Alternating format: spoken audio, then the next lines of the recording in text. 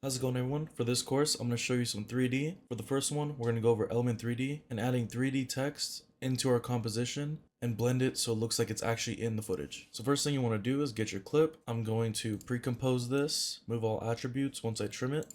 I'm going to pre-compose it one more time, move all attributes. And in these first compositions, you want to do any stabilizing before you get into the tracker. So we are going to pre-compose this one more time. So if you look in the top right, we're going to have our track motion, our warp stabilizer, and then our 3D camera tracker. So first, we'll stabilize motion, and we're just going to track something that stays in the frame most of the time. Maybe we'll go for this pin on the top of the hood. Cool, it did a good job of tracking. We're just going to double check. Let's do our scale in so we get no cropped edges. You can always go to motion tile, add that to your layer, change the output width and the output height, and then mirror edges. And this will, let me show you real quick. This will blend the edges in, just to be safe, so you make sure you don't have any black bars. Now that this is stabilized, we'll go to the next pre-comp. We're going to go to tracker again. We're going to go to warp stabilizer. Let this stabilize. If your warp stabilizer does freeze and the frames are not going up anymore, you will have to save your project and restart After Effects. If it does continue to freeze, go to Edit, Purge, All Cache. Track camera has similar options too. If camera tracker does freeze as well, try those methods again. And if you don't have this little bar up here for tracker, you can go to window and then go down here to tracker, and you can just tab it in to anywhere you want. Or you can just search in effects 3D camera tracker. You can also right click, track and stabilize, and pick it from here. So while this is camera tracking, we can just go ahead and start and putting our text in here. So what you can do is either click on the text tool, or you can go layer, new, text. Double click this text to change what you want. So for this one, we'll say RX7. And to change your text, you just go to your properties tab. If you don't have this, remember, once again, go to window, properties. Here you can change the font, and you have a bunch more settings here. You can change the distance between the text. You can change the size, all kinds of features. You can capitalize everything. And whatever text you write on this layer will reflect onto Element 3D in the 3D software. You can always adjust this later after you made the 3D text. Now that our layer is tracked, we're going to go ahead and click on 3D camera tracker on the effects control panel. And now we can see all the track points. If you don't see the track points, make sure you have this selected. We're going to go ahead and put it, I want it right above the car. So we're going to put it right here. We're just going to click a point, right click, create solid and camera. So now you can see that's tracked there. We're going to hide this solid layer. We can also hide our text layer for now. And what you can do next is create a new solid by going to layer, new, solid, or pressing Ctrl Y, or right clicking your composition and going to new, solid. So now that you have your solid, it doesn't matter what color this is. We're going to search up Element 3D in Video Copilot.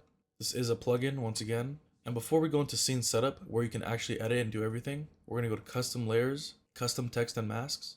And for path layer 1, we're going to select RX7. The next thing we're going to do, which you'll need for later, which is the environment, which will be down here. You can see under the custom layers tab, custom texture maps. We're going to go down to content aware fill. If you don't have this, once again, window, content aware fill. We're going to use this little tab here called create reference frame. This will open up Photoshop. If you don't have Photoshop, it's okay. All we really need is this reference frame right here. So you can see it'll make a frame of that clip you chose.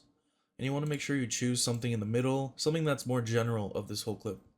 So we're going to hide that reference frame, go back to our solid, go under custom texture maps, and for layer 1, we're going to choose a reference frame.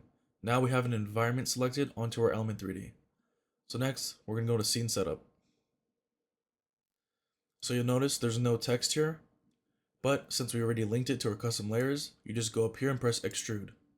So now we have our 3D text. Some quick tips to scroll around here. Left click does this. If you use your mouse scroll wheel, you can move around and adjust however you want.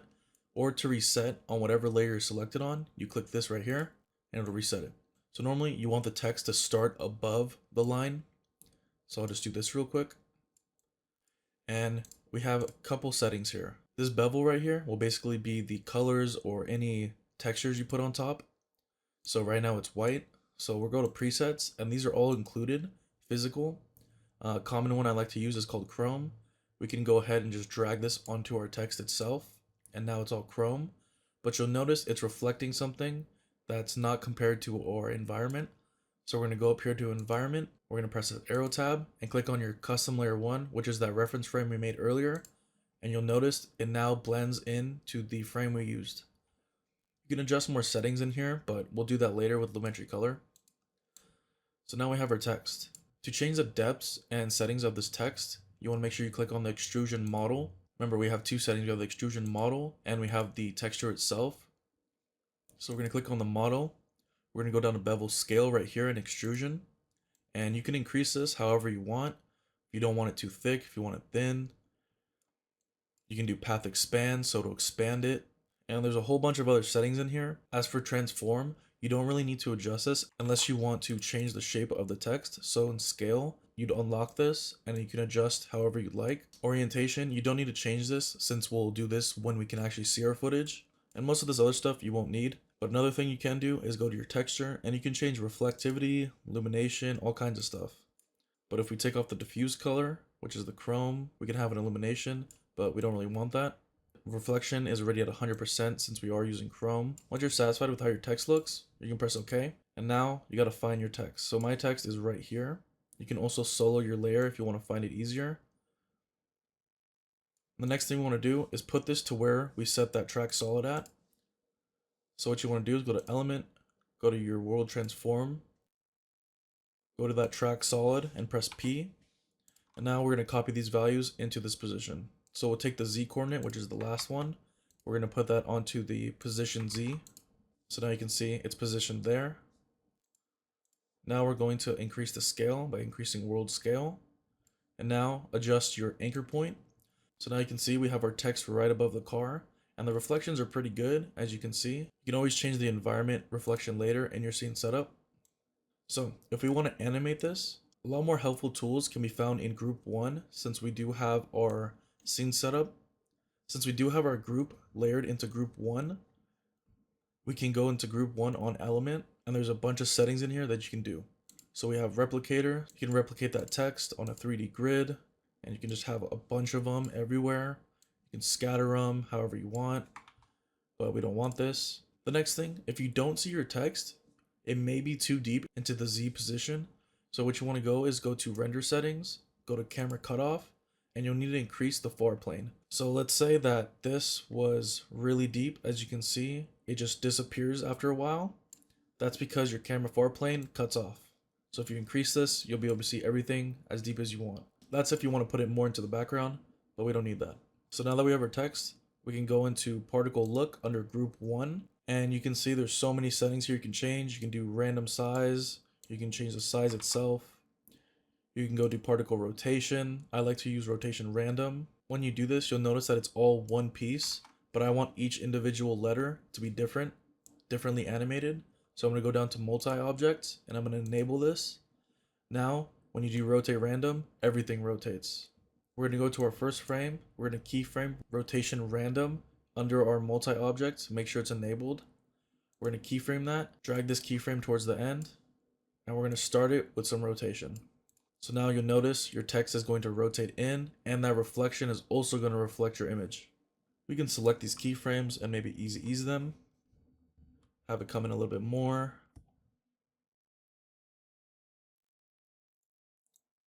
Enable motion blur as well. You may see some black frames, but that's normally just because you're on quarter quality. So when you switch this to full, you'll notice that it goes away. The next big thing we're going to have to do, for my footage, it may not be your footage, I did record an S-Log, so I do need to color grade this, but when I color grade it, this text will not look proper. Oh, another thing too, make sure your reference frame is muted, or else for that frame, you will get your text will disappear. And if you don't want to do just rotation, there's a lot of settings in here like scatter and all kinds of stuff. So if we wanted to keyframe scatter, we'll move the scatter out, go back in here, set it back to 0. We'll also match that keyframe and ease them together. So now it's scattered and going to the car.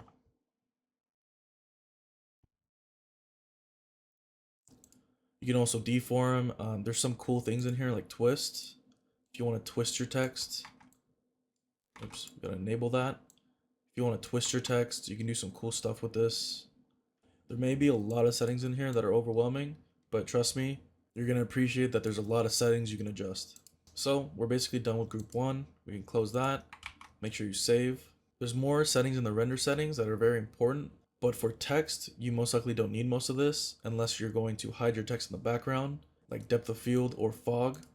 But for right now, we don't need this. We're going to put on our Lumetri color, and we're going to color grade this to get this out of S-Log.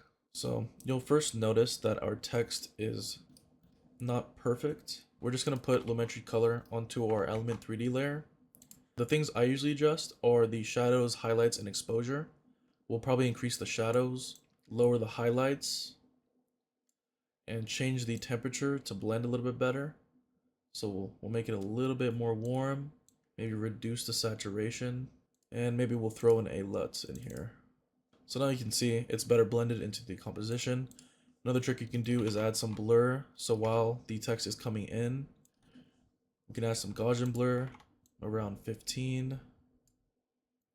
Keyframe the blurriness, and we'll have it go back to 0 once it's done. You can also ease that to match with all your other keyframes. So now the text is blurred until it hits the car. And that's basically it. And that's how you do some 3D text in a realistic environment. So now say you want to speed ramp it. We'll go back to our main composition. You can go to your speed ramp or whatever you want to do. Now we have this speed ramped with 3D text.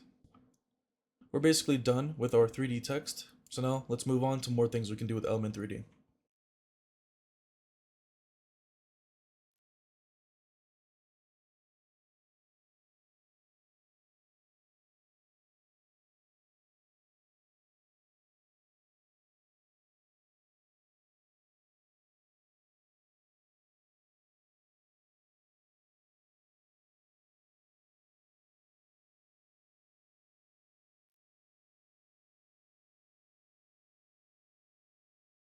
So for this next clip, I'm going to use my car, just a handheld shot that I used, just to show you that you can really use any footage you want. So we'll go ahead and pre-compose this as normal, pre-compose it a couple times, and we're going to warp stabilize. We'll go to our next layer, and we'll start getting the Element 3D ready while this does its thing. So create that black solid, add an element, and to import your scene, you're going to go to Scene Setup. You're going to click on the Import tab. So I have quite a few things here. These are mostly just free stuff. You can buy 3D objects. And a little tip is make sure you know exactly what file type you're buying for Element 3D, because Element 3D only takes a very specific type of file. For me, I like to look up OBJ files, which is just object. So let's see, like over here I have a roller coaster, sequences, alien ships. So if I wanted to use an alien ship, I would just go and it'll show me the files that I can import. So we'll bring in the saucer, make sure load materials on. If it does come with material, just make sure this is checked. Okay. And now we have our saucer. As you'll notice on this one, there's a bunch of things you can customize on this. So let's just start, just to show you, you can start clicking things. So right here we have, so right here it says glass. So let's go to physical and let's throw on our chrome onto that. I don't even know where that is. I don't know what none is. Maybe this is the saucer. We can just deactivate none, I guess. Chrome. You can also just drag your texture directly onto the object itself if it does have it separated. So let's see, what's the whole gray? So that's a little piece on the side. We'll make that chrome, why not? We got the ring top, which is that little ring. We'll make that chrome. Ring bottom. Things you actually can't even notice, so it doesn't really matter. Let's see, we can make this glass. So cool, we have a saucer. So for this bright light physical, you can just click on bright light right here. And we can go down to the illumination and you can change this color to whatever you want. So for me, I'm gonna make it purple, maybe around here. Okay. You can adjust the intensity, the Fresnel, the bias. That looks pretty cool to me. So let's press OK and import this. So it's imported, but you'll notice that we have no 3D object yet. So it's just gonna sit there and our warp stabilizer might have froze. So here's the frozen. So I'm gonna restart my After Effects and we'll continue. Now that it's stabilized, let's track camera.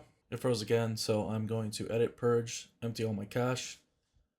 It was like 805 gigabytes or something. Even though I have the space for cache, it's always good to empty it just in case. Now that it's tracked, I kind of want to do something a little bit funky, and I want this UFO to come out of the grill. So I'm just going to pick a point on this grill right here, create solid in camera. So we have our UFO there. We will hide the solid, press P on that solid, and put those values into our world position Z. Cool. Now we have the UFO in there. So before we can do this, we have to mask out our grill itself and have the UFO come out. So the plan is to have the grill open, UFO comes out, and then the grill closes.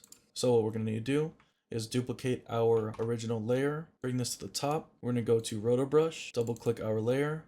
We can delete camera tracker off that since we already have it. And we're just going to Roto Brush our grill. I'll increase the reduce chatter option, and there we go. So now we're going to freeze our rotor brush. Now that we have the mask frozen, we can go back in here, and I'm going to show you a little bit different way to do this. So if you notice, if we want to move our grill, it's just going to fly up. So the original option would be to mask the car, do this, or mask the grill and have it delete, whatever. So we're not going to do that. We're going to duplicate this 2 times, our rotor brush. We're going to name the bottom one grill mask. We're going to go down to toggle switches and modes, and we're going to click on the second layer, rename this to grill movement. And you're going to go down here after pressing toggle, go to your track matte, and where it says no matte, click onto grill mask. So now you'll notice your grill mask gets disabled or hidden, and now when you move your grill, it will be behind the car itself. So this is a pretty easy way to do this fluently, but you will notice there's still the background of the car. So we'll bring that top layer, make sure it's enabled. We're going to go down to effects and presets and look up fill. So just to show you, I'll disable my grill movement. Let's drop on fill onto this layer. And now we could just set this to black or whatever you want. Maybe we'll blend it in with the car. Let's adjust the feather so it's a little bit more smooth. And now we have the grill movement. So what we're going to do is anchor point. We're going to go somewhere in the clip, have it go up. We'll have the UFO come out here. So we're going to duplicate this anchor point right here, move it a little bit towards the end, and at the end, we'll set our first keyframe, copy it, and paste it. We're also going to select all these. We're going to go to Keyframe Assistant, Easy Ease, toggle switches and modes, turn on motion blur. So when this opens, there's a little bit of a blur effect, and we'll have the UFO come out right around here. So let's bring our saucer back up. We're going to put the saucer under our grill movement layer and above the fill layer. We'll just rename this so you can see. I'll have the saucer animate out. So right when it opens, right around here, it should come out.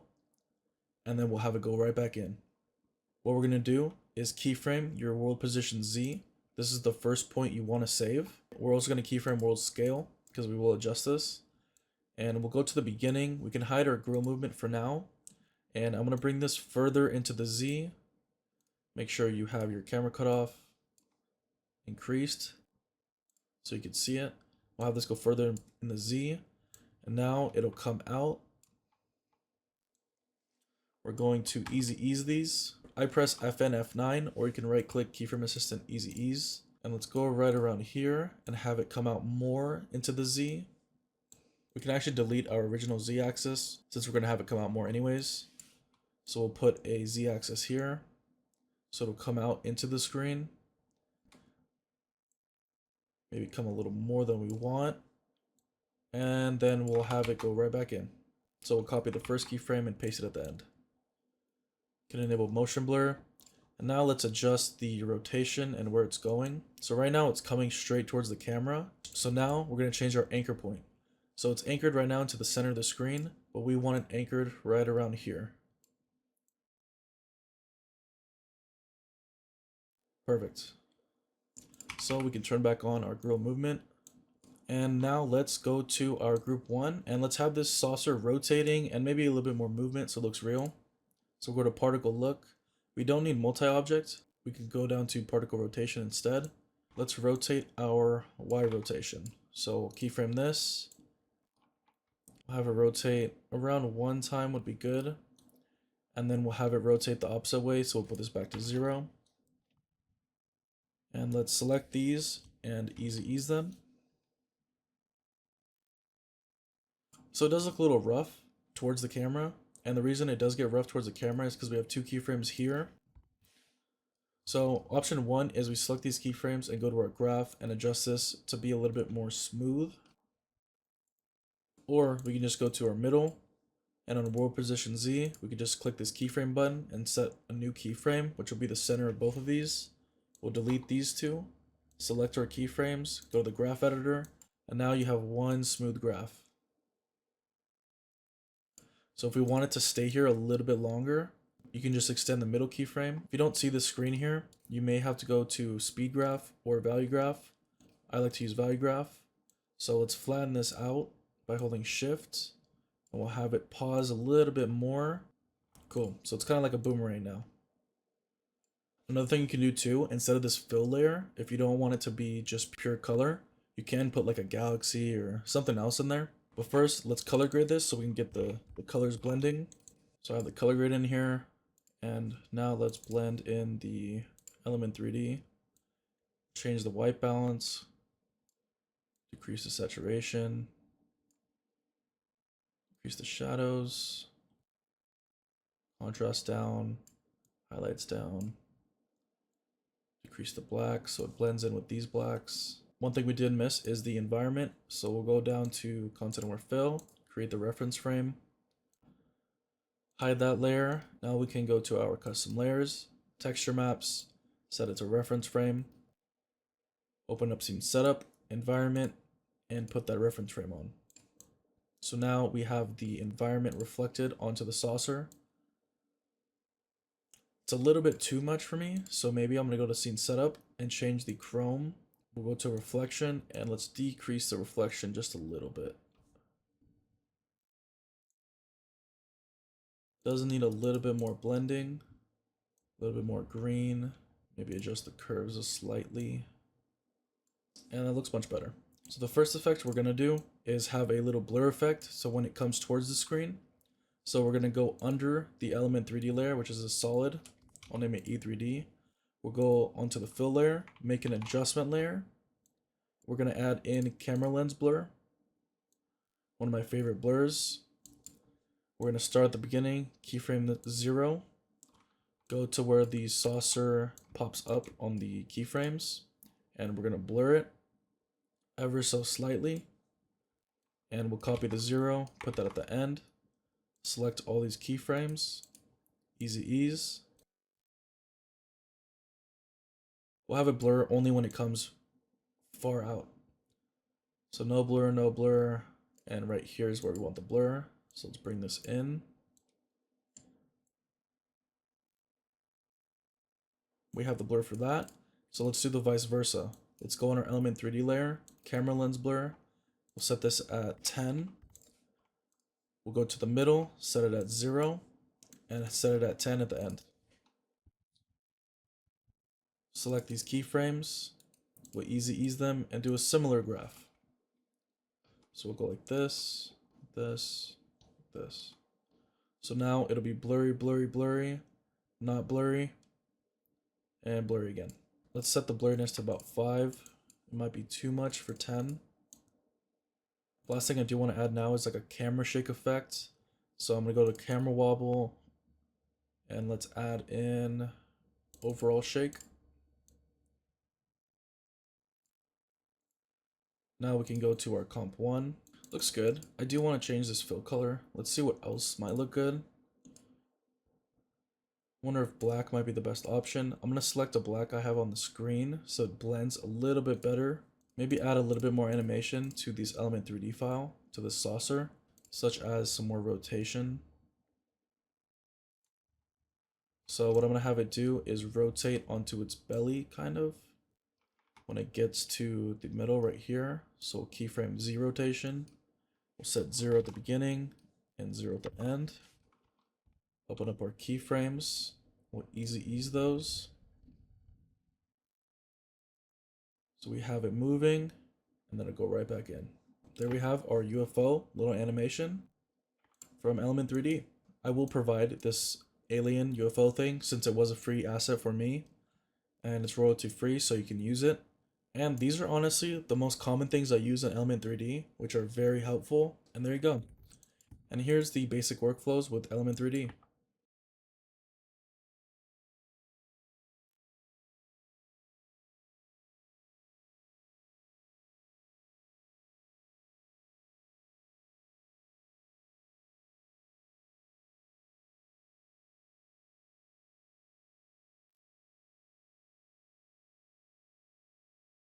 So for this one, I'm going to show you how I make custom particles. So what you're going to do first is track your camera. Alright, now that we have our layer tracked, we're going to go ahead and select a point in here, create solid and camera. So now we have that solid layer that's placed right here as a reference. We can go ahead and hide that. We're going to make a new solid. We're going to call this form. And you're going to go to your effects and presets and you're going to add trapcode form onto here. And you'll see our form is right around here. So we're going to go ahead and open up the transform. We're going to press P on that solid layer and we're going to copy that Z position, paste that to our Z offset. We'll also go down to visibility and change the far vanish so we can actually see our object. And now you can see it's placed where we have that solid layer. And now what you're going to want to do is go to disperse and twists, disperse this, go to particle, increase the size so we can see it better. I like to increase the size random as well. Now we can go to our base form. You can adjust how many particles you want and what size you want it to be. So now we have our particle effect already. And since I don't want this in the floor, I'm going to raise it up a bit. And let's increase the size even more.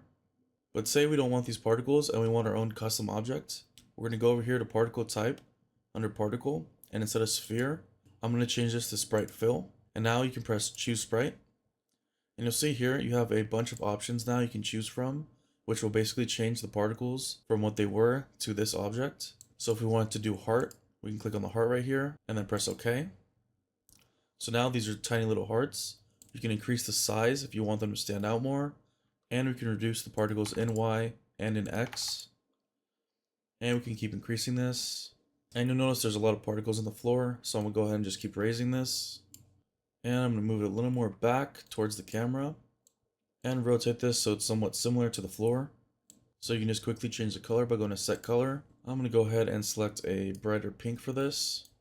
Now you have hearts. And we're going to keyframe or disperse, go to the end and increase this. And now we have some moving hearts. We'll throw a color grade on this. I'm going to throw a quick LUT on here. And now we have our 3D hearts. So let's say we wanted to add this into our Element 3D and make a 3D heart. All we're going to do is take that sprite that it created, or you can choose your own file.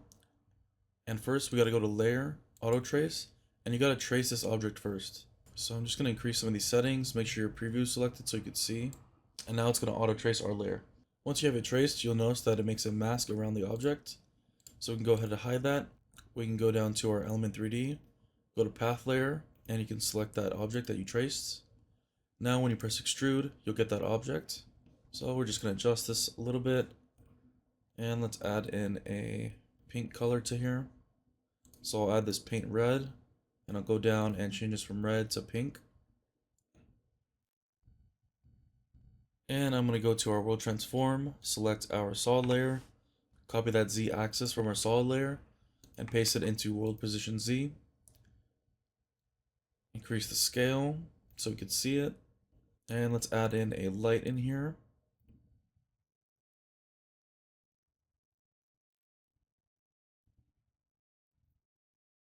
Right around here is perfect. And let's keep adjusting the color itself. Let's try to copy our form color, which we can click here, copy this hashtag down here, go into your element, go to color, and you can paste that color directly in here, just so we get a matching color. I'm going to add some Lumetri color to this, get it to be a little bit brighter. And now we're going to add some rotation. So we'll go to group 1, particle look, particle rotation. We also need to adjust our render settings, camera cutoff, far plane, and let's adjust the Y rotation. So we'll have it go 4 times. We'll have it go maybe 3 times, not too much. You can also enable motion blur. Now we have our rotating heart. And that's how you can make 3D custom objects with Form and Element 3D.